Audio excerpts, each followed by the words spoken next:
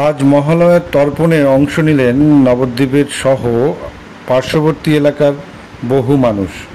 নবদ্বীপের বিভিন্ন ঘাটে বিশেষ ব্যবস্থা নেওয়া হয়েছে পৌরসভার পক্ষ থেকে। বাঁশের ব্যারিকেড করার পাশাপাশি জাল দিয়ে ঘিরে ফেলা হয়েছে ঘাটগুলিকে। সেই সঙ্গে ভোর থেকে ঘাটে মাইকে সতর্কতামূলক প্রচার চালানো হচ্ছে। পুলিশের তরফেও রয়েছে পর্যাপ্ত ব্যবস্থা ও নজরদারি।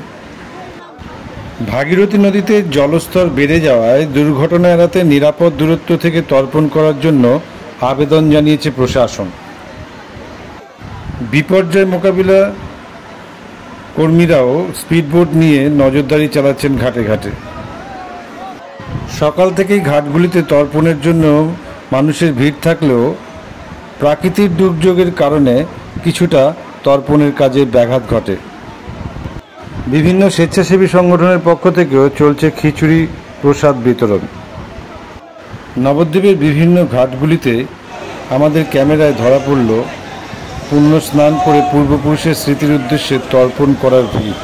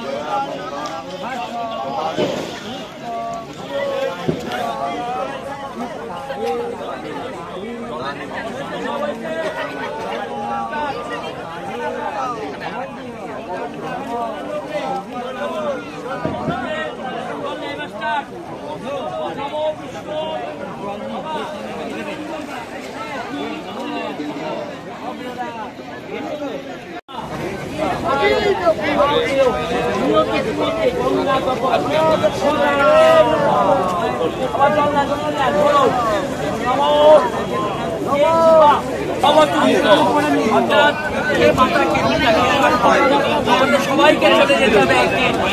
তাই গঙ্গার তীরে তার পিতার তিল তর্পণ সত্য করছে। আজ মহামিলনের পিতা পুত্রের একদিন মহামিলন হচ্ছে।